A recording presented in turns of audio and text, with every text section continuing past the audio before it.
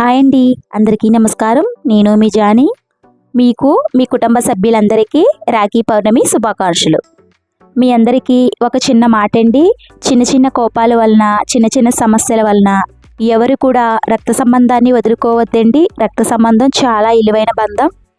ఎవరు కూడా ఈ రక్త సంబంధాన్ని వదులుకోవద్దండి. అలాగే ఈ రాఖీ పండుగని మీ సోదరులతో సంతోషంగా జరుపుకోవాలని మనస్ఫూర్తిగా కోరుకుంటున్నాను. ఈ రాఖీ స్పెషల్ రవ్వ లడ్డూని పాలు, పంచదార, బెల్లం లేకుండా సూపర్ టేస్టీగా, క్రిస్పీగా ఎలా ప్రిపేర్ చేసుకోవాలో మరి చూద్దామా?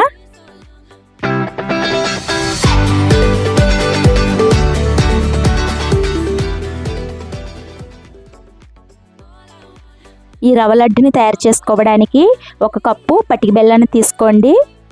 ఈ పటిక బెల్లాన్ని మన పూర్వీకులు ఎక్కువగా వాడేవారండి. ఇది ఆరోగ్యానికి కూడా చాలా మంచిది.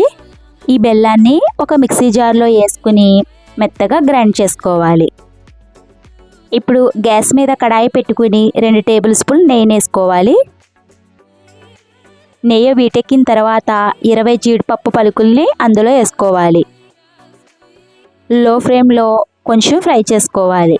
ఇలా ఫ్రై అయిన వాటిలో 20 కిస్మిస్ని కూడా వేసుకోవాలి.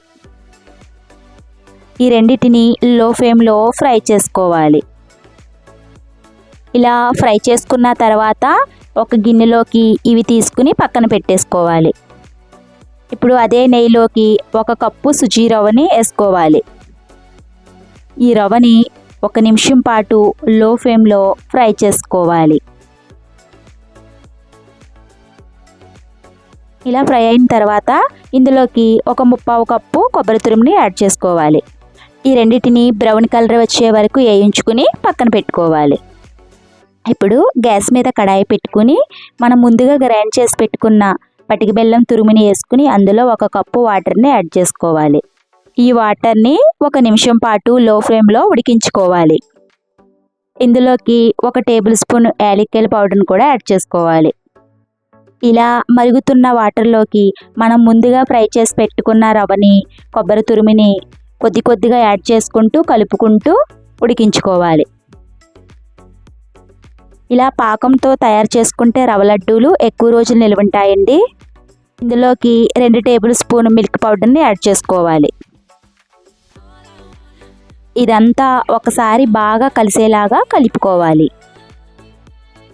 ఇలా కలుపుకున్న తర్వాత ఇందులోకి 2 టేబుల్ స్పూన్ నెయ్యిని యాడ్ చేసుకోవాలి. 1 నిమిషం పాటు ఇలా ఉడికించుకుంటే లడ్డూలు చాలా బాగా వస్తాయండి. ఎక్కువ రోజులు కూడా నిల్వ ఉంటాయి.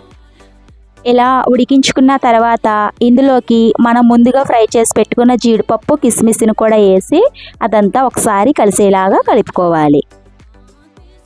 ఇలా వస్తే ఇది రెడీ అయిపోయినట్టేనండి. ఇప్పుడు దీన్ని దించుకుని కొంచెం చల్లారిన తర్వాత కొద్దిగా తీసుకుని మనం రౌండ్గా చుట్టుకోవడమేనండి. అంతే, రవ్వ లడ్డు రెడీ అయిపోయినట్టే. మీరు కూడా ఈ రాఖీ స్పెషల్ రవ్వ లడ్డూని ఇంట్లో ప్రిపేర్ చేసి టేస్ట్ ఎలా ఉందో నాకు కామెంట్లో షేర్ చేయండి. మరిన్ని హెల్తీ వంటకాల కోసం నా ఛానల్ని సబ్స్క్రైబ్ చేసుకోండి. ఒక లైక్ ఇవ్వండి. మీరు ఇచ్చే లైక్ వలన నా వీడియో కొంతమందికి షేర్ అవుతుందండి. ఈ వీడియోని మీ బంధువులకి, స్నేహితులకి, మిత్రులకి షేర్ చేయండి.